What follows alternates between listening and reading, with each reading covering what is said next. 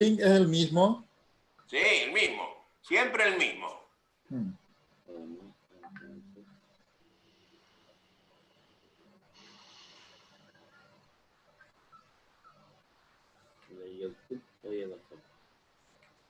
Los dos pasan. ¿Qué tal está mi audio? Perfecto. Perfecto.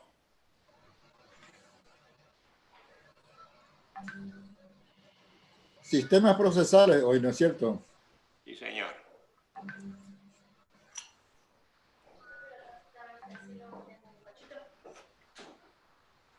Bueno, arrancamos. Muy buenas tardes para todos. Bienvenidos. Bienvenido, profesor Alvarado. Bienvenido, Mane.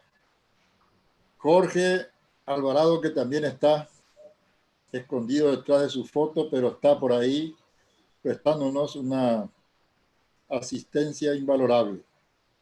Vamos a proseguir esta tarde nuestra serie de exposiciones sobre el ABC del proceso bajo la dirección de nuestro querido profesor Adolfo Alvarado Belloso. Y hoy estará nuevamente con nosotros también uno de sus más destacados discípulos, compatriota nuestro, el doctor Mane. Nosotros le decimos cariñosamente Mane. Él se llama Manuel Riera Domínguez. Y el tema que hoy nos convoca en la serie de cursos denominado el ABC del proceso, dando continuidad al tema que ya se inició el martes pasado con tanto suceso.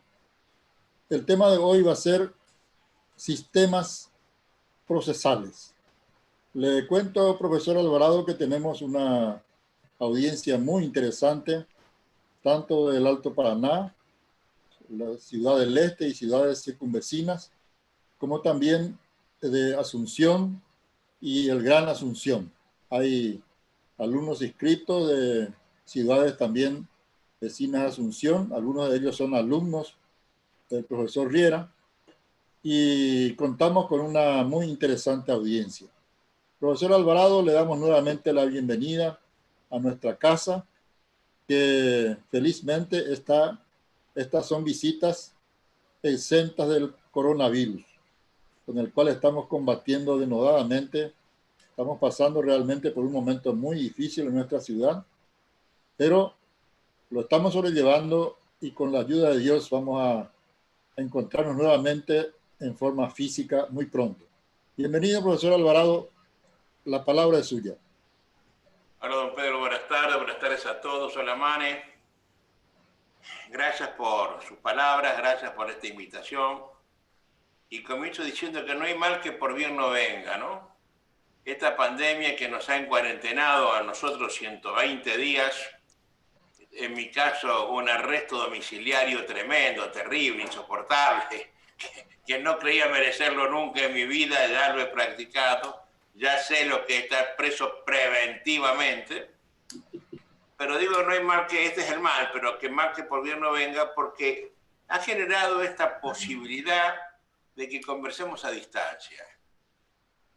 Yo en Rosario, Argentina, Pedro en Ciudad del Este, Mane en Asunción y otros alumnos en varias ciudades de Asunción, da la pauta de que este es un método que ha venido para quedarse.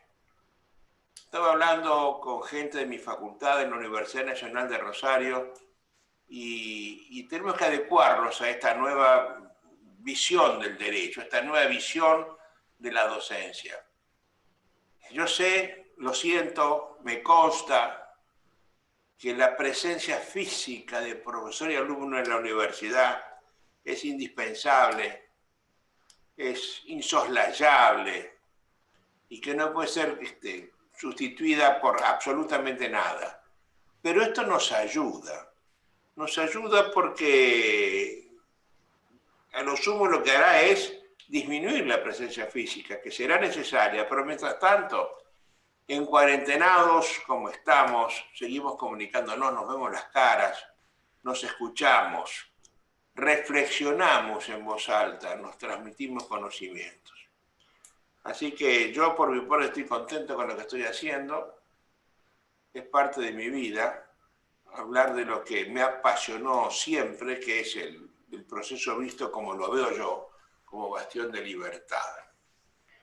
La clase pasada, que nos demandó casi 3 horas en la semana anterior, si bien lo piensan y lo miran y recuerdan los que pudieron escucharla, fue una clase de sociología procesal.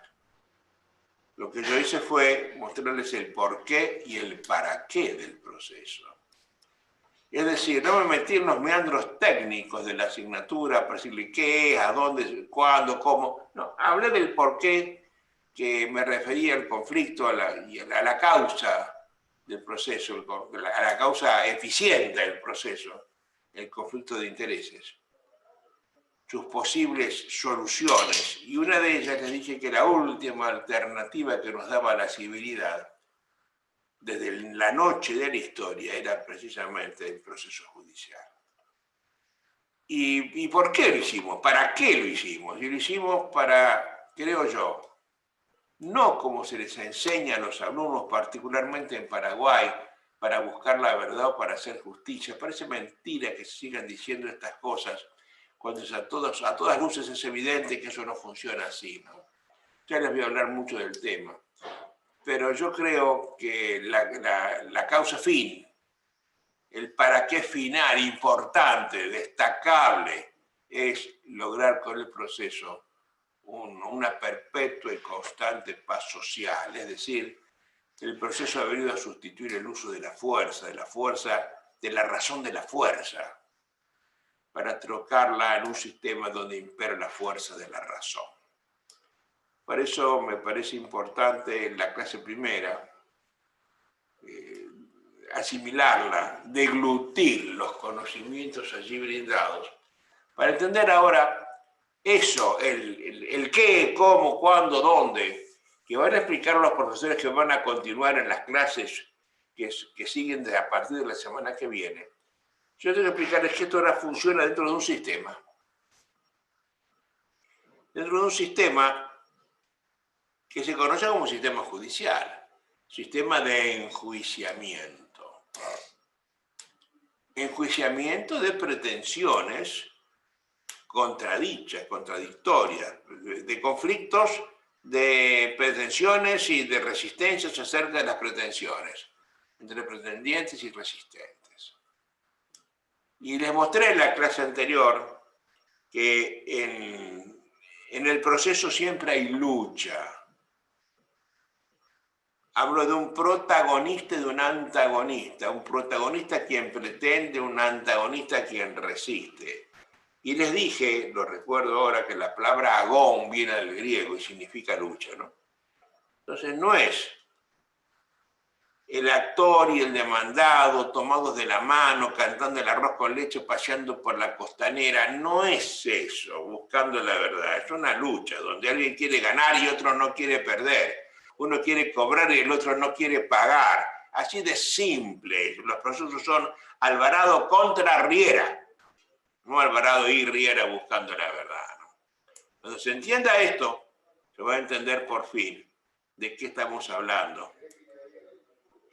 Si no, nos va a pasar a nosotros como aquellos viejos sabios que discutían en Bizancio, que pudo ser tomada por los bárbaros porque los sabios discutían cuál era el sexo de los ángeles, ¿no?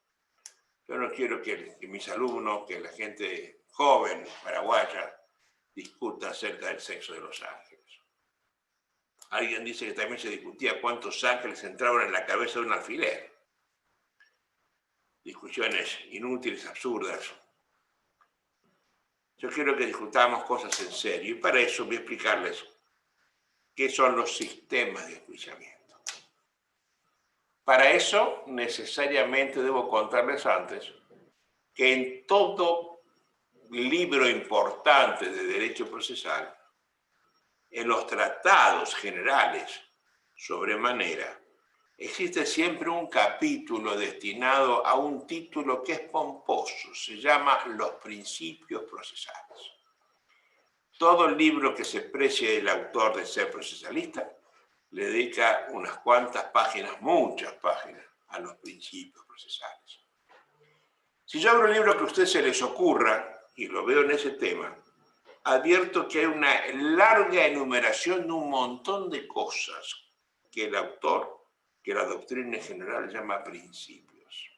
Y así veo que habla del principio de legalidad, del principio de imparcialidad, del principio de oralidad, del principio de igualdad, del principio de inmediación, del principio acusatorio, del principio de libertad de la prueba, del principio inquisitivo. Y así lo aprendimos, y así lo hemos siempre los docentes enseñado y los alumnos aprendido.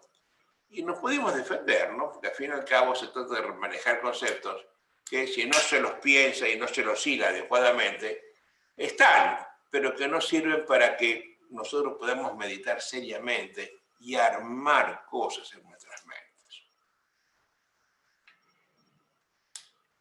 Si yo pienso el derecho, si de verdad ustedes me hacen caso como el lema de este curso, pensemos el derecho, y ahora leemos con detenimiento ese prolijo inventario de principios que tienen todos los libros y comparamos unos con otros, nos va a aparecer enseguida algo que resulte evidente.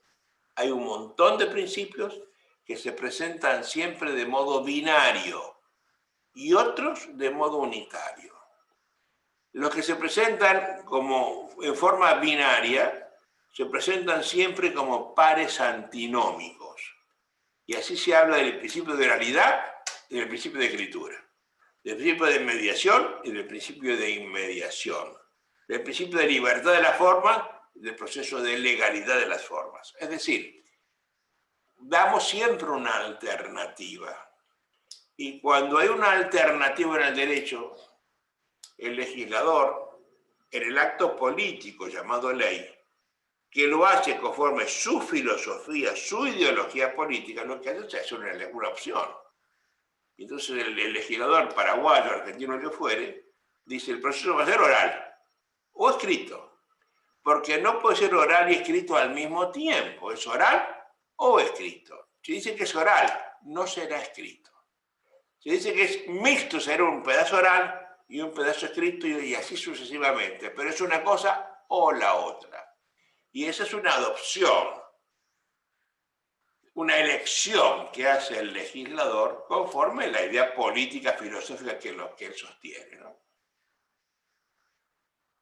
Pero hay otros principios que no se presentan en forma binaria, sino unitaria.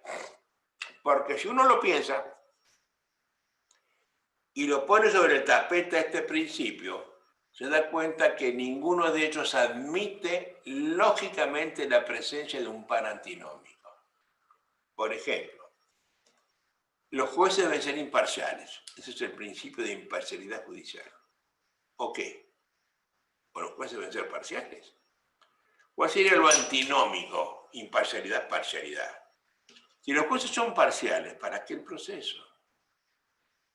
Si yo le demando a Manuel Riera ante mi mamá, Manuel perdió el pleito en el momento mismo que a mí se me ocurrió demandarlo. Mi mamá no va a fallarme en contra mío de ninguna manera, nunca en la vida, aunque la torturen.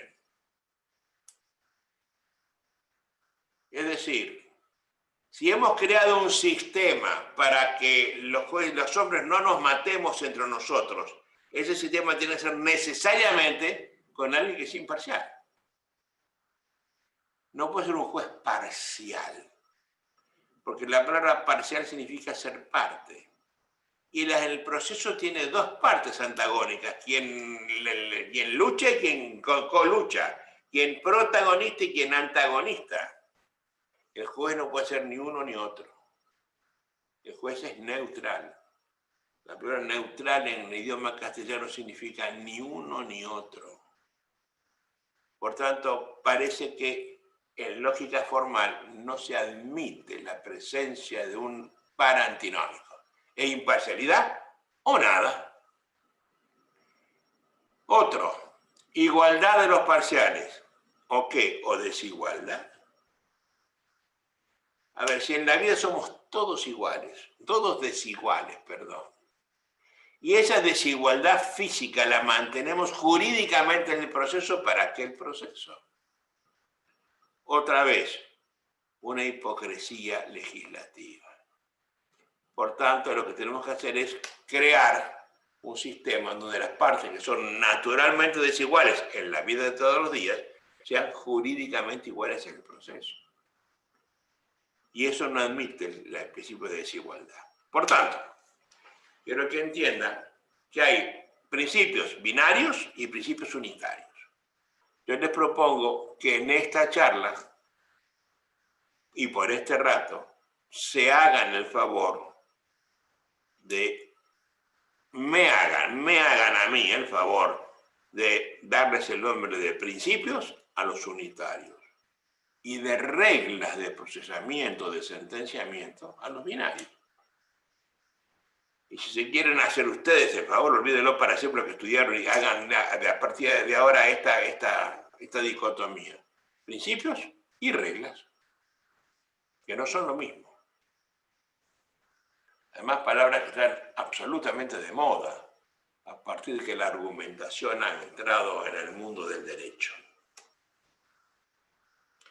Pero si yo sigo buceando en esos libros, donde estamos hablando de principios procesales y en general y hay de todo, hay dos principios que su presencia en el libro me molesta. Son el principio acusatorio y o dispositivo y el principio inquisitorio o inquisitivo. A primera vista pareciera que son reglas, porque se presentan como pares antinómicos. Por principios no son, serían reglas. Sin embargo, son algo más que reglas, son un conjunto de reglas y a veces un conjunto de principios. Es decir, a ese conjunto de principios y de reglas vamos a llamarles sistemas. Y los sistemas sí, son dos. El sistema inquisitivo o inquisitorio y el sistema acusatorio o dispositivo. Ustedes me piden que yo los defina rápidamente. Ahora les diré que el sistema acusatorio es el sistema que respeta irrestrictamente la vigencia de los principios de imparcialidad e igualdad, sin importar qué reglas procesales lo acompañan en el enjuiciamiento. Es decir, si el juez es imparcial, de verdad, y por tanto las partes son jurídicamente iguales, y eso es el sistema acusatorio, no me importa si el juicio es oral o escrito, no me importa si hay mediación o no hay mediación, porque la esencia del proceso está en la imparcialidad, de allí nace la igualdad.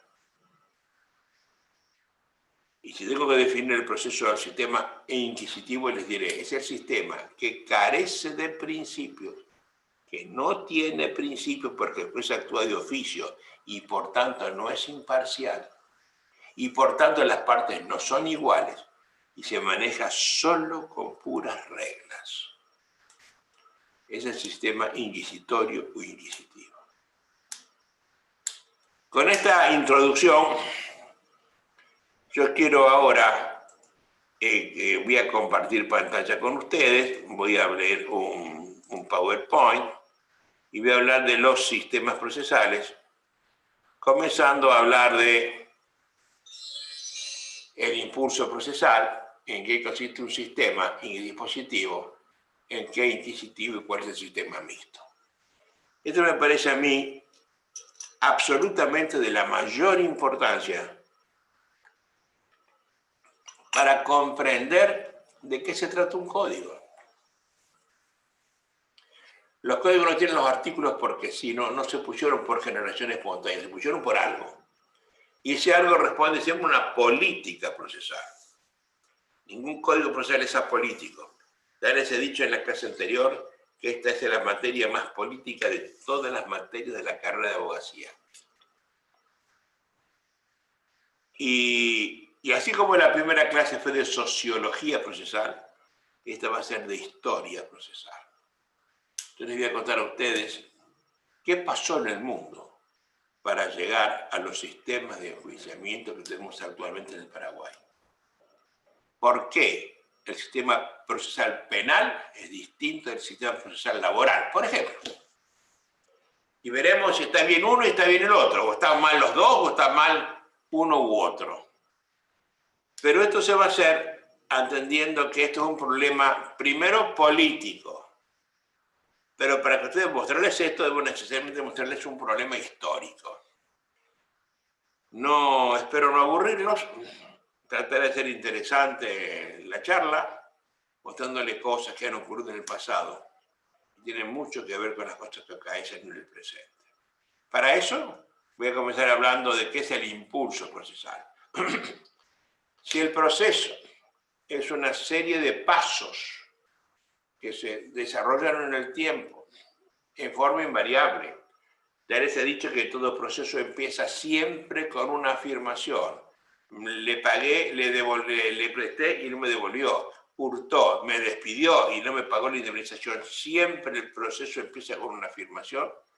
Ese paso de afirmación tiene que tener un paso de negación. La posibilidad de quien está imputado de lo que se le está ocurriendo, que haga una resistencia. Puede decir, no lo despedí, no me prestó, no cometí el delito.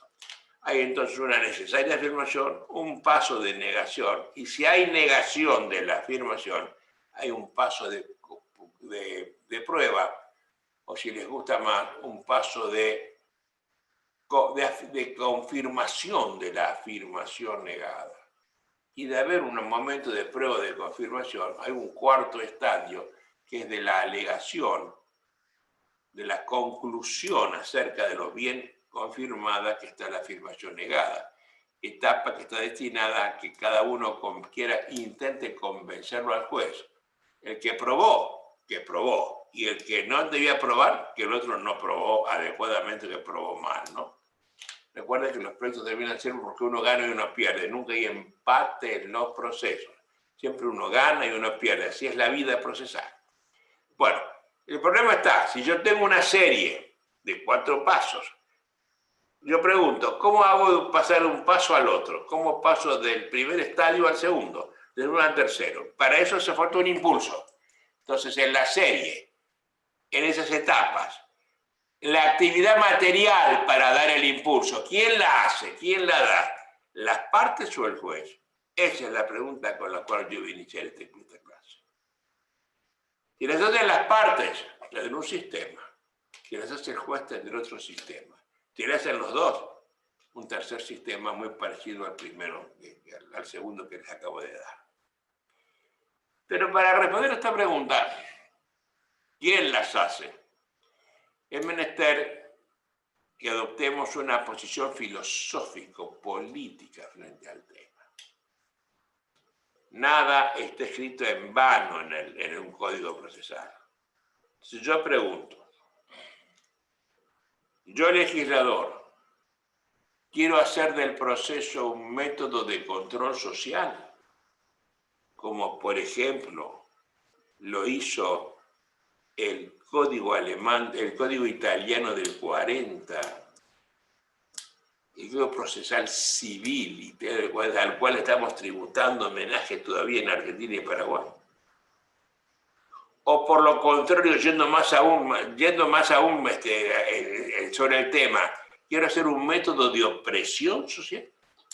¿Cuál fue el proceso nazi de los códigos de los años 37 y 38?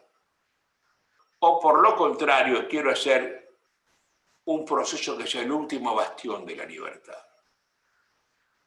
Bastión es el último lugar donde la libertad se defiende. Cuando pasan por encima mío, si yo soy un hombre libre, el último lugar en el cual puedo defender mi libertad, eso puede ser el proceso. ¿Qué es lo que yo quiero? Quiero que sepa que esta es la pregunta que se hace el legislador. Se la hizo el legislador argentino y optó por una solución, que no fue precisamente la última.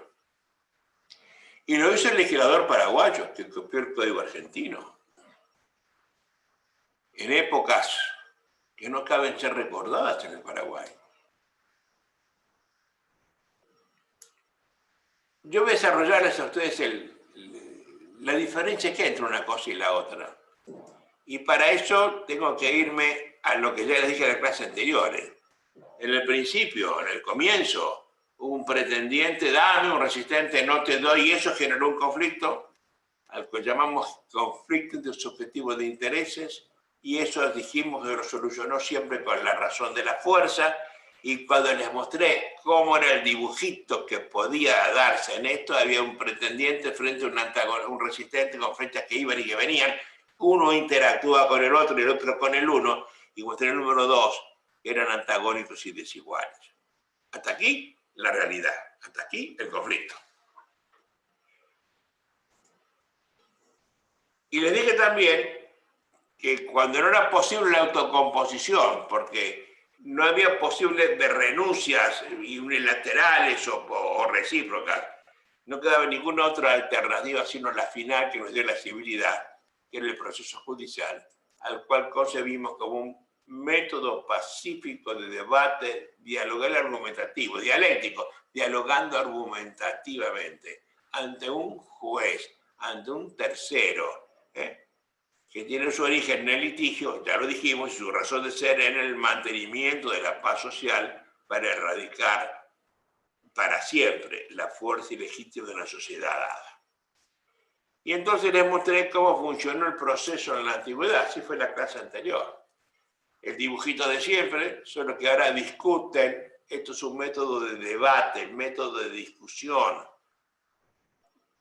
el método que el juez es un tercero, se coloca en situación de terceridad, en situación de ajenidad, es ajeno lo que se discute, a él no le interesa el resultado del pleito, ni las personas que litigan, ni el objeto litigioso. Y entonces, como él está en esa situación, hace que los dos, que siguen siendo dos, antagónicos, que siguen siendo antagónicos, van a ser iguales, jurídicamente iguales. Insisto en esto. Si pelean el gordo y el flaco, el gordo es gordo antes, durante y después del pleito, y el flaco es flaco antes, durante y después del pleito.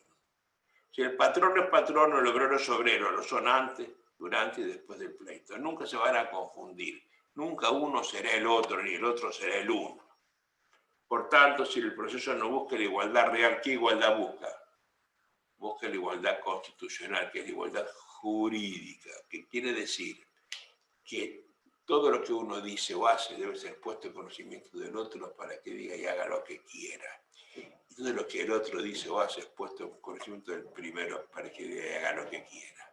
Esto se llama la regla procesal de la bilateralidad del instar, que es lo que hace que las partes, naturalmente desiguales en la vida de todos los días, sean jurídicamente iguales en el proceso.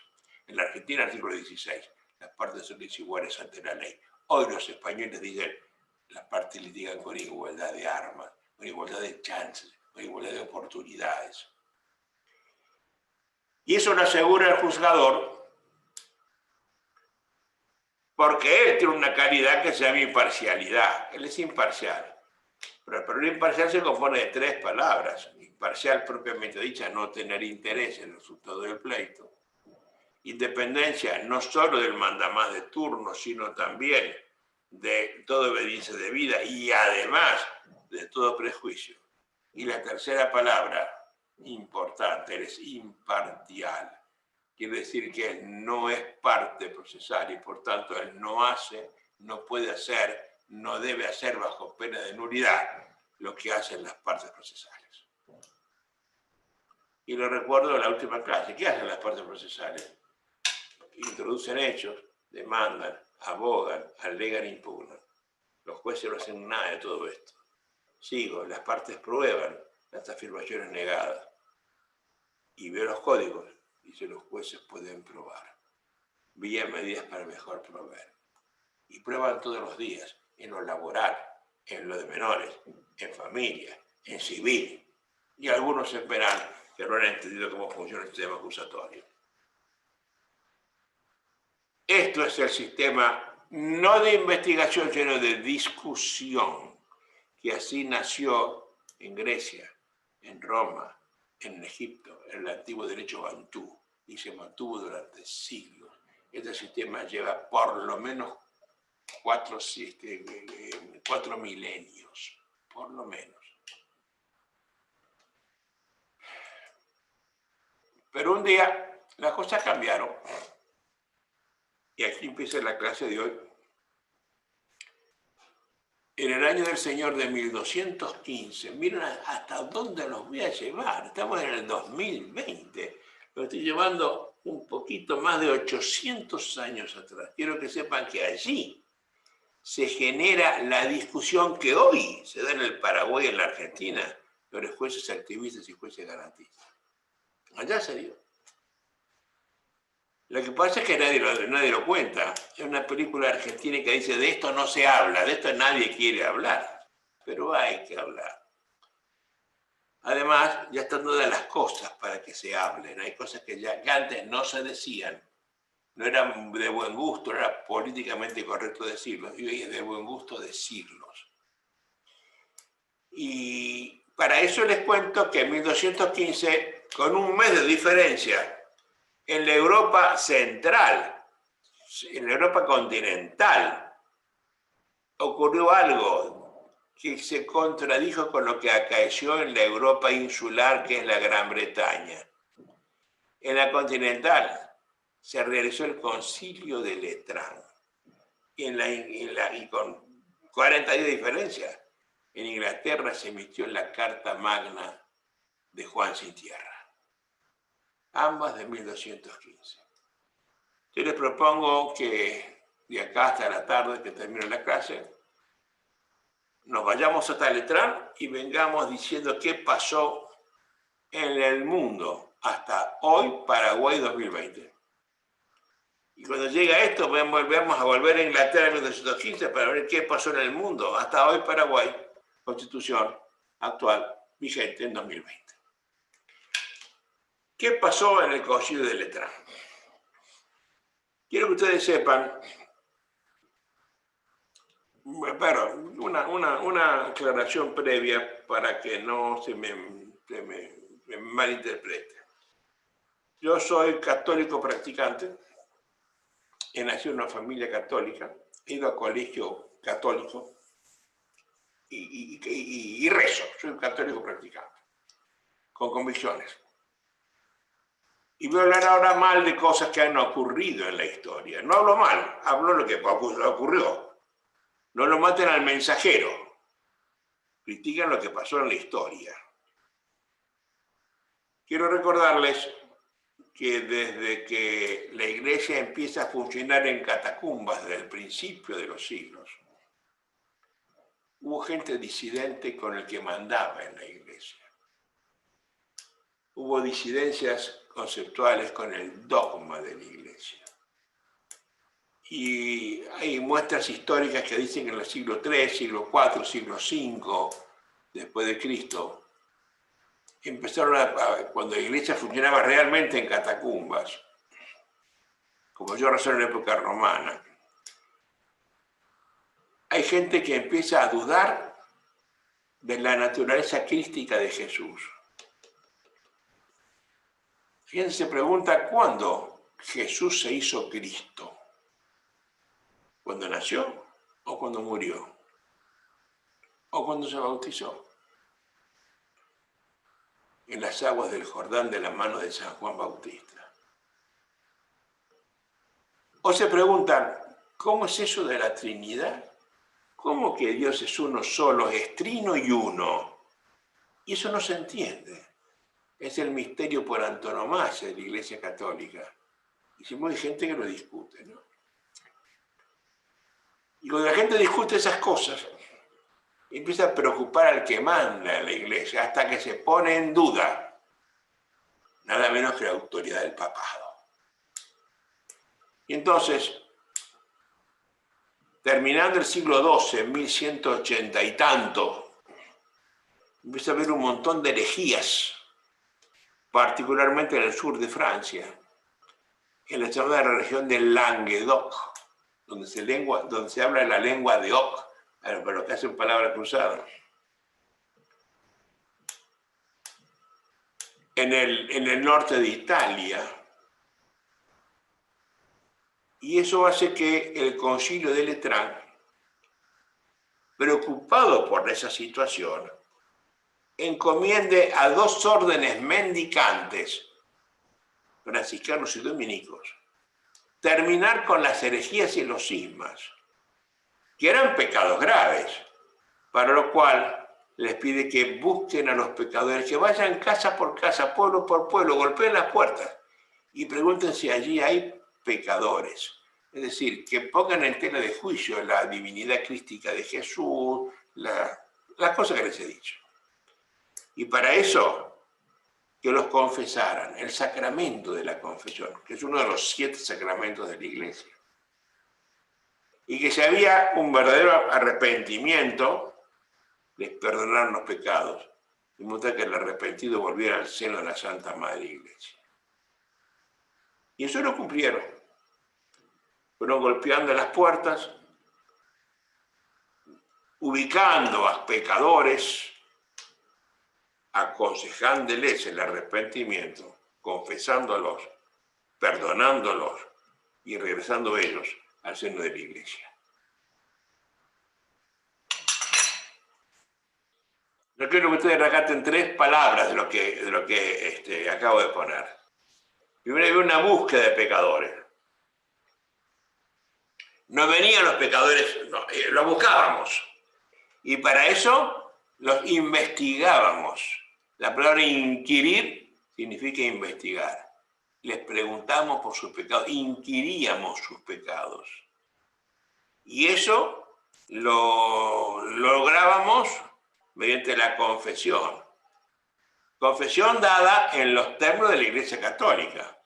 Para que la confesión sirva como tal y por una absolución correcta, se dan 2 condiciones necesarias previas: que haya un sincero arrepentimiento del pecado y segundo, el firme propósito de no pecar más. Esa es la condición, catecismo de 4º grado, de lo que estoy contando. Bueno, andando el tiempo, los intereses de Roma cambiaron. El papado se alejó de la pura espiritualidad inicial, comenzó a privilegiar la obtención de bienes, con notable injerencia del papado en los gobiernos seculares a quienes quiso nombrar. Y entonces esa Inquisición, genuinamente inocente, que buscaba católicamente perdonar pecadores, ahora se convirtió en la Inquisición papal, dependiente del Papa, no de los obispos, y la que se recibe el nombre de Inquisición medieval, o paradójicamente el nombre de la Santa Inquisición. ¿Qué hizo la Santa Inquisición?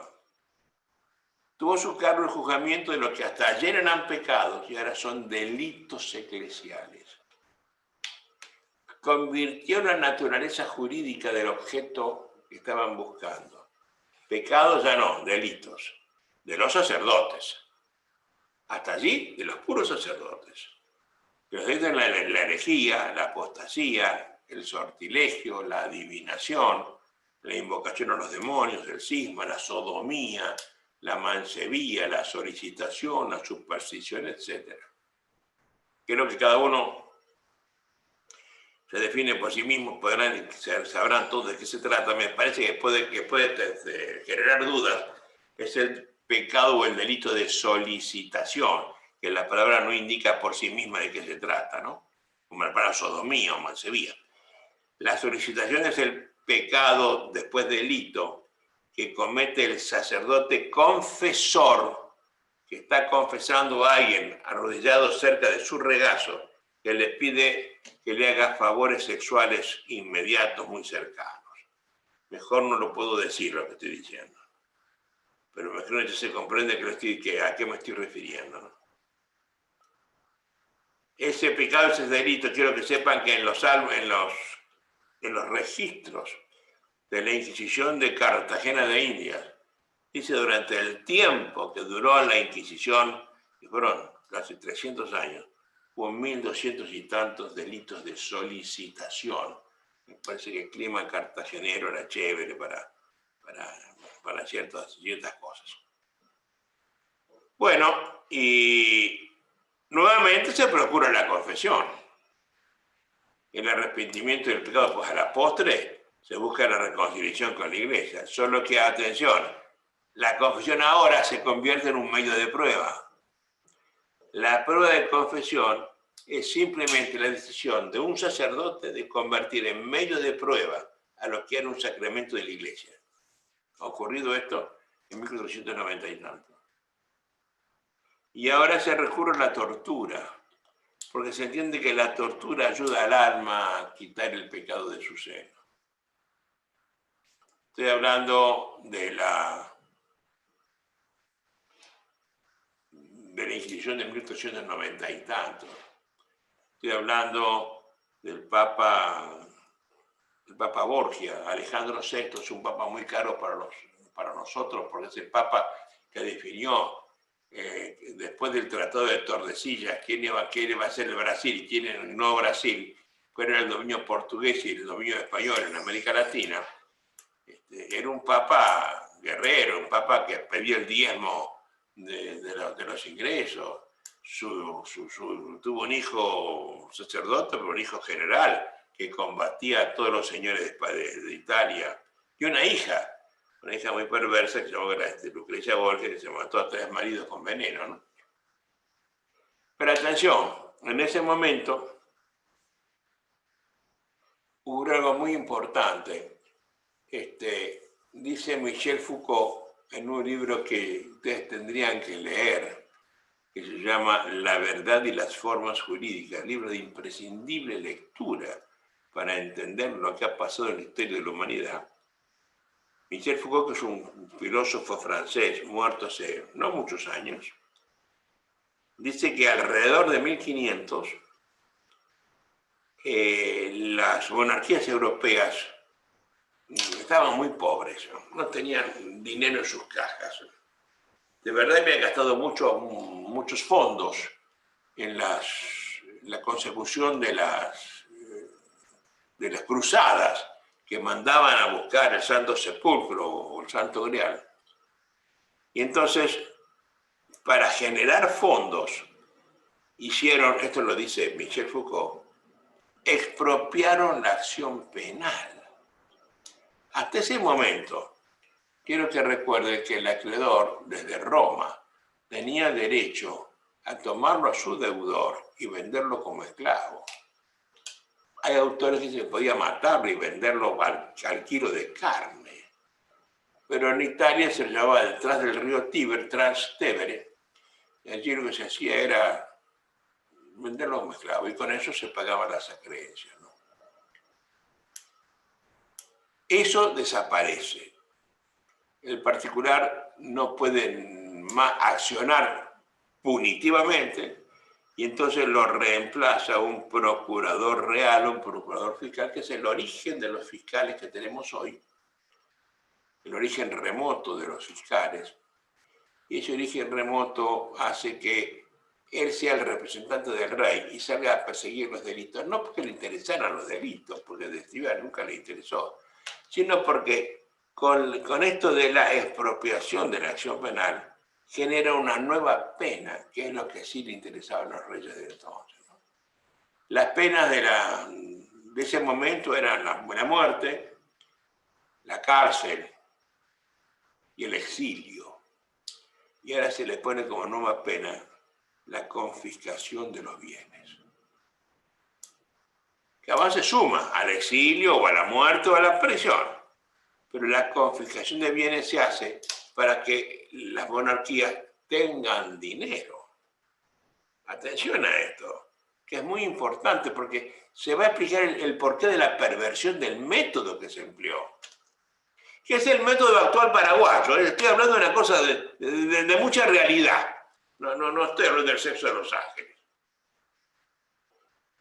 Entonces, alrededor de 1500 se expropia la acción penal, a la gente se la tortura severamente y se le expropian los bienes, se los confiscan los bienes como pena accesoria de lo que fuera.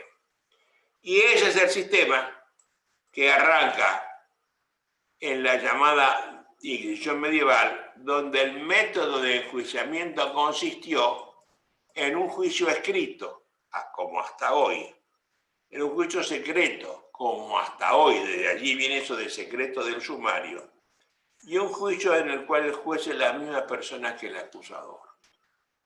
Es decir, no es el triángulo que acabo de mostrarles a ustedes, que era el método de discusión de los griegos, no.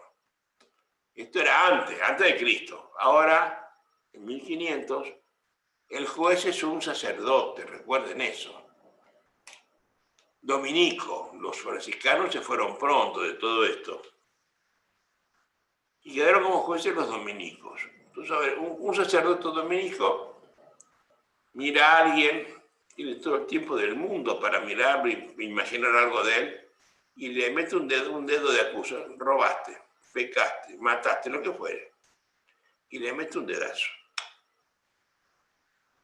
Y lo denuncia, con la particularidad de que la denuncia la hace ante sí mismo. Te denuncio ante mí.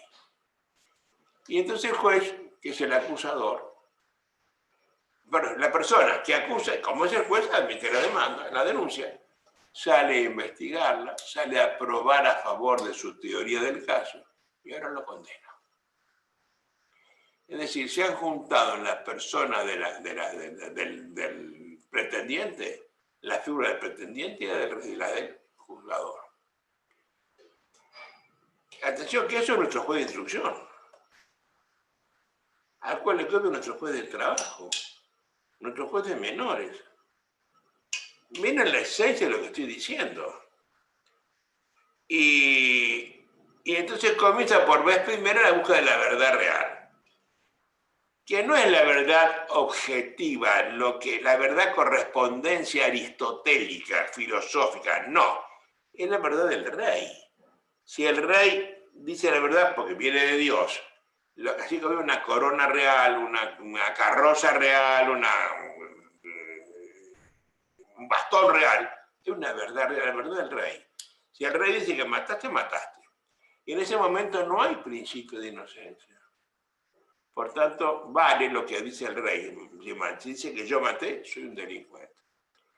Pero como el sacerdote, como el jugador es un sacerdote, y él comete pecados y juzga, condena a quien de verdad es inocente, lo que trata de hacer es buscar su verdad, la verdad del rey, con la verdad del imputado. Y para eso le pregunta si hizo o no hizo, y para eso lo tortura, para lograr la confesión.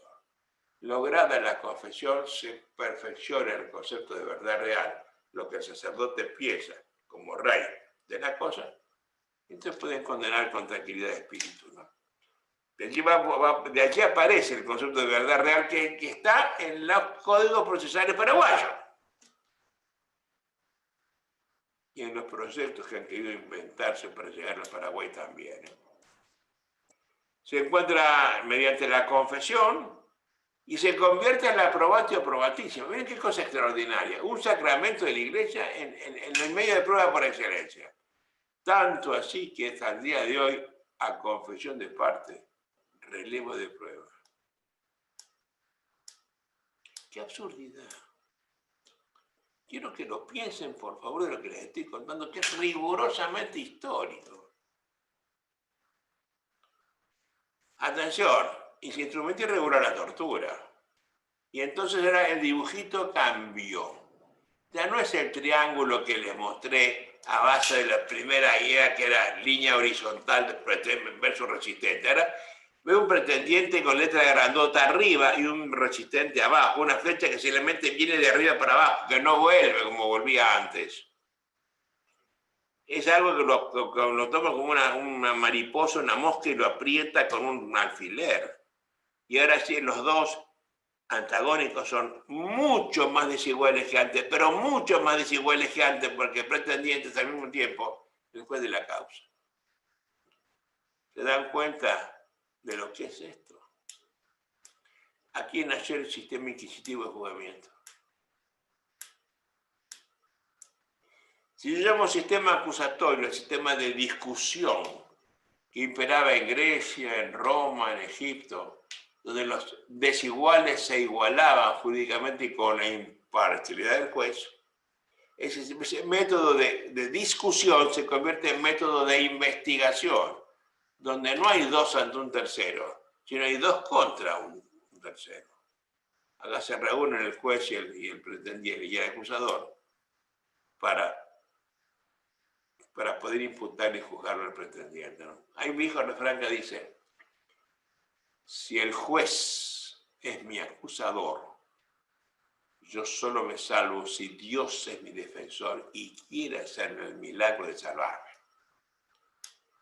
O Dios no quiere hacer ese milagro, ¿no? El candidato sí o sí, definitivo, a la condena, ¿no?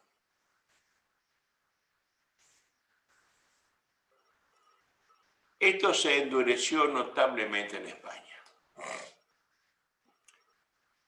¿En qué momento se endurece en España? Quiero que ustedes sepan que a nosotros nos enseñaron cuando éramos chicos que la reina Isabel la católica, que parece no era tan católica, un día que apareció Cristóbal Colón a pedirle su ayuda, se sacó el collar de perlas que te dijo: Cristóbal, dime, en el turno de la esquina, lo que te den, salí, buscate las carabelas, comprate la niña, la pinta, la Santa María, y andá a buscar las especias a Oriente, ¿no? No fue así el asunto. Hoy se sabe que quien puso el dinero necesario para armar la expedición a las Indias de Colón fue la banca judía. La banca judía, que fue la banca importante de España, que vivía en las juderías españolas, que vivía en Madrid, que vivía en Toledo, que vivía en Castilla, que vivía en León. Todavía si van alguna vez a España, hay restos de barrios de las juderías, guetos de judíos donde estaba realmente el capital. Y eso la reina lo logra porque su confesor era un judío converso. Era Tomás de Torquemada. Y Fray Tomás de Torquemada, que fue el primer general importante de los dominicos, fue el primer gran inquisidor, fue el que inventa todo esto y el que va a inventar las instrucciones a los torturadores para que torturen de modo diferente a los viejos, a los jóvenes, a las embarazadas, a los niños, a las mujeres, ¿no? Pero esto se instala ahora como una nueva Inquisición, una tercera Inquisición. Primera fue la episcopal, inocente. La Inquisición medieval, perversa, para buscar caja. Y ahora la española era para no pagar la deuda. Y en la española, atención, se mete particularmente con los judíos. Y tomó a su cargo, los dominicos, el juzgamiento de los delitos ahora seglares. Miren, lo que eran pecados pasaron a ser delitos sacerdotales, religiosos, ahora son delitos seglares. ¿Y quiénes lo cometen? Los judaizantes. Los que se dicen que se convierten, de verdad no se convierten. Los marranos, nombre que le dan a los judíos conversos, a los musulmanes, a los luteranos, a los calvinistas, etc. Y entonces empieza una historia que la pone muy de relieve Arturo Pérez Reverte, en una colección muy linda que parece para chicos, pero que es para gente muy grande, que son las historias del capitán Alatriste.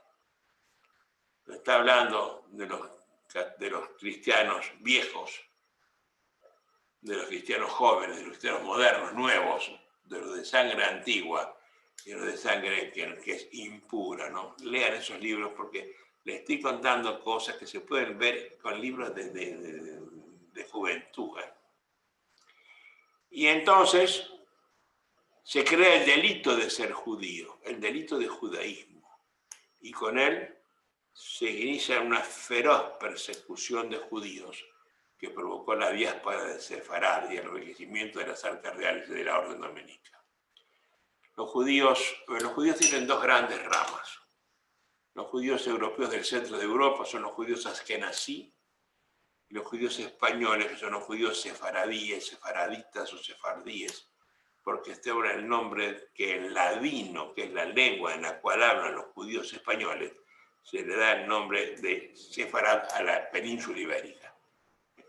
España y Portugal se llama Sefarad, y el nacido allí es el judío sefaradita, etc. Y se provoca una diáspora terrible. Se provoca una diáspora, se van todos, porque les dicen que tienen que convertirse al catolicismo y le quitan los bienes. Hacen quemas de miles de judíos en lo que llamaban autos de fe, a quemar 100, 200 judíos al mismo tiempo. Y otra vez se buscaba la confesión con un imputado, con el obvio fin de lograr una condena siempre que posibilitaron la expropiación. Seguimos siempre con la misma historia, ¿no? Estamos hablando de la Inquisición española, ¿eh? Y esto no tuvo parangón en la historia de la humanidad. Quienes digan que los nazis fueron perversos no saben lo que fueron los dominicos con los medios de tortura que idearon. A mí me ha preocupado severamente este problema y he tenido la fortuna de poder conocer todos los museos inquisitoriales que hay en el mundo. En América hay 3. Uno en México, uno en Cartagena de Indias y uno en Lima, Perú. Uno en el Tajín. El más importante está en la ciudad de Rothenburg. Están todos los elementos de tortura. Una vez tienen la suerte de estar muy cerca de Frankfurt, vale la pena ver, ¿no?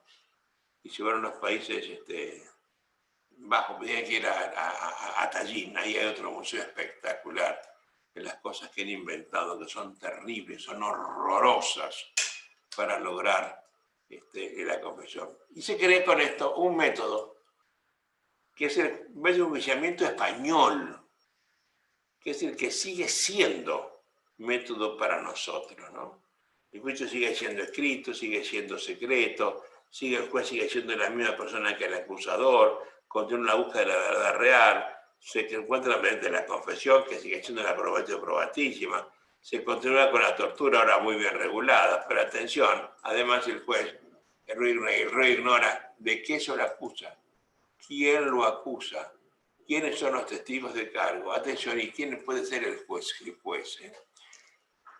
Yo, a quien tenga interés en leer estas cosas, recomiendo siempre la lectura de una novela importante de un médico argentino que es Marcos Aguinis.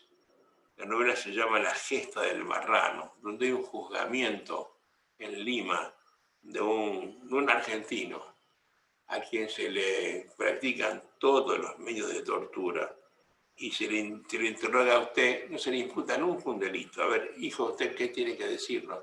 Haga memoria, qué fue lo que usted hizo, de qué es lo que le pesa en el alma. No le dicen el delito, ni quién lo acusa. Y lo que es peor, quiénes son los jueces de la causa, ¿no? Hace unos años, estando yo en Tegucigalpa, en un congreso que era sobre medios alternativos de prisión preventiva, que lo hizo el Instituto Latinoamericano para el Estudio del Delito, coincido con unos jueces peruanos. Era plena época de Sendero Luminoso, que era un cáncer que tenía guerrillero, que tenía el Perú, que mataba a la gente. Y en la charla informal de la conversación, me dice uno de los jueces, yo no tengo problema. Yo cuando juzgo me pongo una capucha. Yo que la puse en actividad en ese momento, ¿se pone qué? Le dije, una capucha. Entonces saco del bolsillo un triángulo negro, así como si fuera en seda, bien como Ku Klux Klan, un triángulo, se lo calzó en la cabeza y le quedó acá paradito, la cabeza le sostuvo esto. Alcanzaron a ver 2 ojos acá abiertos y la boca cerrada. Cuando él hablaba, se movía por el aliento, llegaba hasta acá, ¿no? Y se puso eso para que el imputado no supiera quién era él. Porque tenía miedo de si el imputado se escapara, que le hiciera alguna cosa. Como ocurrió en la Argentina. Han matado jueces en la Argentina, sobre todo en la época de las guerrillas y los narcoterroristas. Es decir, el imputado a cuyo favor se hizo el proceso, que voy a mostrar en un rato, no se elegía el juez de la causa, ¿no? De juez natural, bien, gracias. A nadie le importaba eso, ¿no? Yo me indigné con eso y tuve un cambio de palabras con el juez peruano, que por supuesto dejó de saludar. Pero quiero que miren hacia dónde derivan las cosas cuando caes en estos problemas, ¿no? Bueno, gracias a todo esto que yo les he contado, la Iglesia Católica le puso un fin. En el año 2000, 20 años atrás, se hizo el año del jubileo. El Papa era Juan Pablo II, un Papa fenomenal, un Papa que se acercó realmente al pueblo. Y cuando él convoca al jubileo, dicta una bula que se llama Incarnationis Mysterium, que la pueden encontrar todos en Google. En el año 98 llama a la purificación de la memoria. Eso dice expresamente la bula, ¿no? Vamos a purificar nuestra memoria. Usted quiere saber qué es la purificación de la memoria. Es el perdón, el reconocimiento de las culpas que el Papa hace del pasado. Entonces pide perdón por el trato a los indios. En Paraguay, la mita, el yanaconaco, la encomienda. Pide perdón por eso. Pide perdón por la esclavitud, por el tráfico feroz de gente africana. Pide perdón por las víctimas de la Inquisición, por las víctimas del nazismo, ante las cuales la Iglesia nunca hizo nada. Pide un perdón por Giordano Bruno, pide perdón por Galileo Galilei. Y a mí me parece, yo fui un admirador de Juan Pablo II, que se trata de un fenomenal acto de coraje y de humildad, plasmado por el Papa en un reconocimiento de los errores realizados por cuantos han llevado y llevan el nombre de cristianos, y en esa sincera petición de perdón por los pecados del pasado, que tiene que ser puesto adelante de la gente. Hay que ver esto, él tiene que verlo, tiene que aceptarlo y empezar a decir: estas cosas no pueden ocurrir más. Nuestro Papa actual, no es un Papa argentino, ha reiterado el pedido de perdón de Juan Pablo II. Lo ha hecho rezando con los ortodoxos en Grecia y rezando con gente, con protestantes, visitándolos, ¿no? A gente que la Iglesia juzgaba, a los calvinistas, a los luteranos. Hoy la Iglesia está pidiendo perdón y está dando muestras de acercamiento importantes. Por lo tanto, esas cosas hay que contarlas para que no vuelvan a ocurrir las terribles cosas del pasado, ¿no? Como ven, no es fácil esta clase, ¿no? Esta clase se mezcla política, religión, historia. Pero yo creo a esta altura de mi vida que es imprescindible que la sepamos. Esto no se puede ignorar. Porque si yo ignoro esto, ignoro el porqué del actual procedimiento procesal paraguayo, por ejemplo. Pero sigo, miren, la historia se complica. Porque en el año 1895, ya me fui unos 600 años más atrás, más adelante, impera en el Imperio Austrohúngaro, Austria y Hungría, un rey que era Francisco José, a quien se le levantan los varones húngaros, y el ministro de Justicia, el guardasellos, se llamaba Franz Klein, le manda a la policía y los húngaros le pasan por encima, le manda al ejército y le pasan por encima, y le manda a los jueces. Ese fue el secreto de Franz Klein, con quien domina la revolución húngara. Y Franz Klein es un hombre que promulga el Código Procesal Civil Austrohúngaro, que es la muestra del mayor autoritarismo del siglo XIX. No hay nada que se le iguale. Para él el proceso era una enfermedad, no el remedio de la enfermedad llamada conflicto, sino una enfermedad que había que erradicarlo de inmediato. Y él genera un juez activista, un juez probador de oficio, un juez que impulsa el proceso, porque hay que evitar que el proceso siga adelante porque el proceso es el mal. Lo interesante es que Franz Klein, que hizo su perversión política en 1895, hoy en el 2020 sigue siendo citado por los juristas paraguayos, argentinos, chilenos, bolivianos y uruguayos como la más importante muestra de la posmodernidad, ¿no? Nos toman el pelo, carajo. A mí me da mucha rabia estas cosas, porque que me digan a mí los juristas platenses que esto es la modernidad de 1895, no, es tomarnos el pelo, y por eso lo denuncio con tanta fuerza y énfasis, ¿no? Estoy viejo para que me tomen el pelo.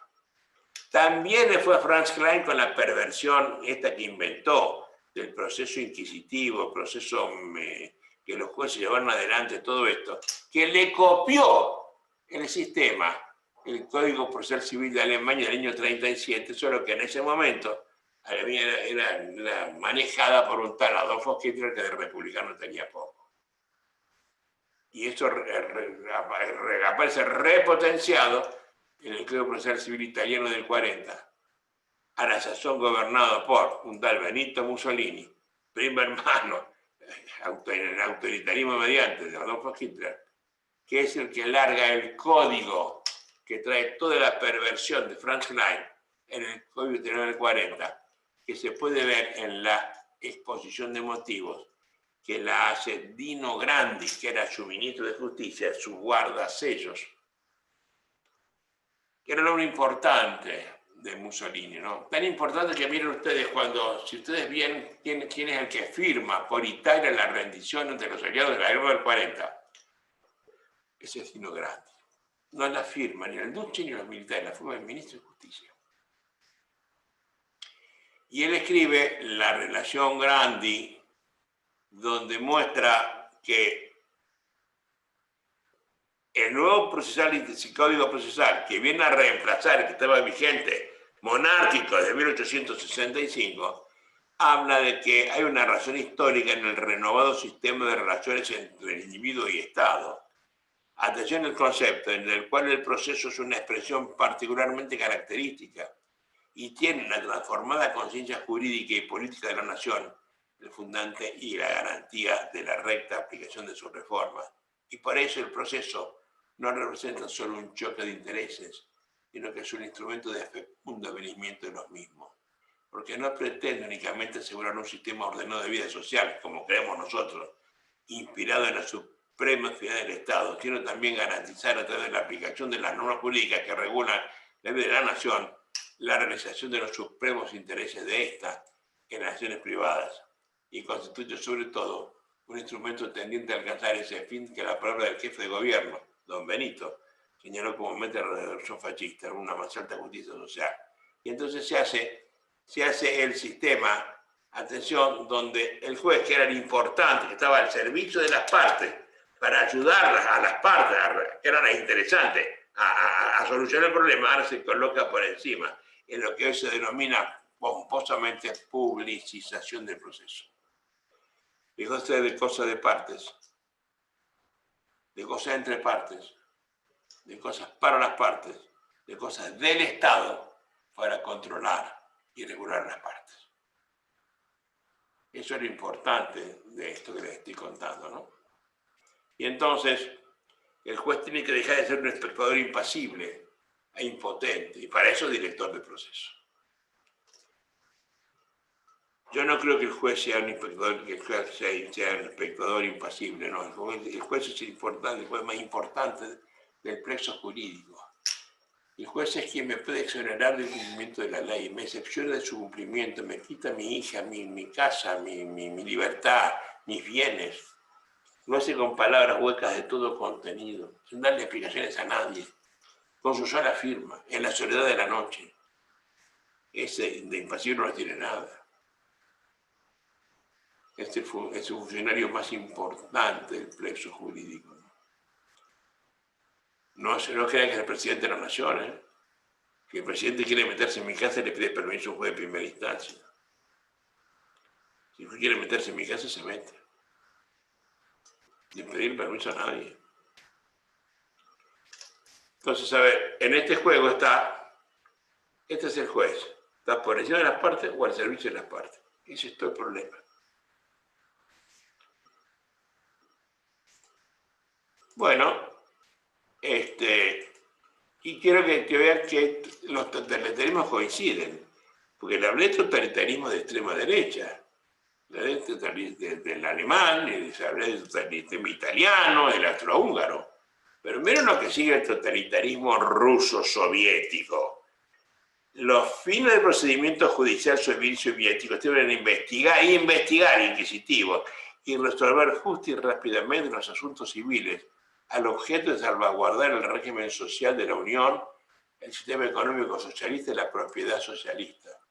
El procedimiento debe coadyuvar al fortalecimiento de la legalidad socialista, a la prevención de las infracciones a la ley, en la educación de los ciudadanos en el espíritu del estricto cumplimiento de las leyes soviéticas y de respeto a las reglas de convivencia socialista. Y ahora tiene que el tribunal está obligado, sin limitarse a los datos y alegaciones, aquí no hay congruencia que valga, a adoptar todas las medidas señaladas por la ley para establecer del modo más completo, multilateral y objetivo las circunstancias reales del pleito y los derechos y obligaciones de las partes. Y para ello tiene que ayudarles en la ejercicio de sus derechos. Oiga, o pague la prescripción, no sea tonto. De ser cosa de parte pasa a ser cosa del juez. Absolutamente, ¿no? Bueno. Yo quiero que ustedes vean que en el año 1950, voy a detenerme acá porque llevo ya 1 hora y media hablando y quiero hacer un pequeño recreíto y acá voy a tener algo largo para contarles. Entonces, hasta acá les he contado qué pasó en las 3 Inquisiciones y cómo esto se manejó con los códigos del siglo XIX, el austrohúngaro, y del siglo XX, el alemán y el italiano. Y esto hasta ahora nadie se enteró de estos problemas, hasta que llega la mitad de la década del siglo XX, en 1950, donde pasa algo importante que va a tener enorme influencia en Argentina y en Paraguay. Eso en 10 minutos lo seguimos. Para mí son las 5:20:30, dentro de 12 minutos seguimos adelante. Ahí nos vemos. Muy bien, magnífico. Entonces, después de esta interesante recorrida que tuvimos desde el año 1215 para acá, entonces vamos a reiniciar en el año 1950. Hasta entonces. Hasta entonces, gracias. Romy.